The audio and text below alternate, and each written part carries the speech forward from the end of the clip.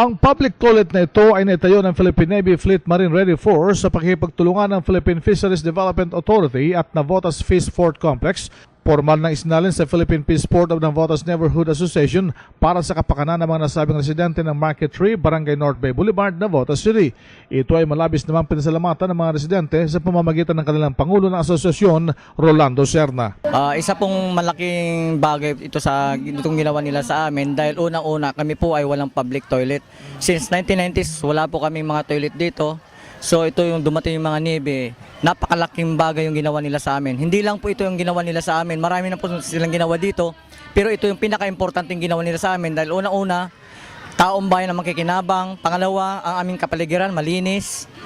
Yung aming mga basura na i-reduce dahil nga sa toilet na yan. So napakalaking bagay po yung ginawa ng Philippine Navy po. Sa isang simpleng seremonya naging panauhin tagapagsalita sa okasyon ang Commander ng National Capital Region Command, Major General Arthur Tabaquero. Ayon kay Commodore Miguel Jose Rodriguez, ang commander ng Fleet Marine Ready Force, sinimulang binuo ang nasabing proyekto noong June 14, 2010. Noong nakaraang taon kasi ang Philippine Navy nag-conduct ng Civil Military Operations Program dito. Ngayon sa pagpunta nila dito, na-identify nila ang isang problema ay kakulangan ng palikuran. So maski anong linis, kung walang facility na gano'n, babalik din sa dati.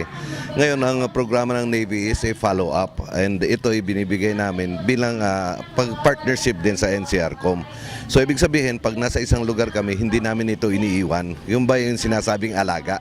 Until such time na nakikita namin na nagbe-bear ng fruits na na-address yung mga basic services sa pakikipagtulungan din sa ating mga local government units. Si Commodore Miguel Jose Rodriguez, matapos ang seremonya ng pagsasali ng palikuran, ay nagsagawa ng feeding program, free haircut for men and women, storytelling and film showing sa tulong ng mga kagawad ng Philippine Navy units at Naval Reservists ng Philippine Navy. RH 911, Bing Formento ng DCRH, Nationwide.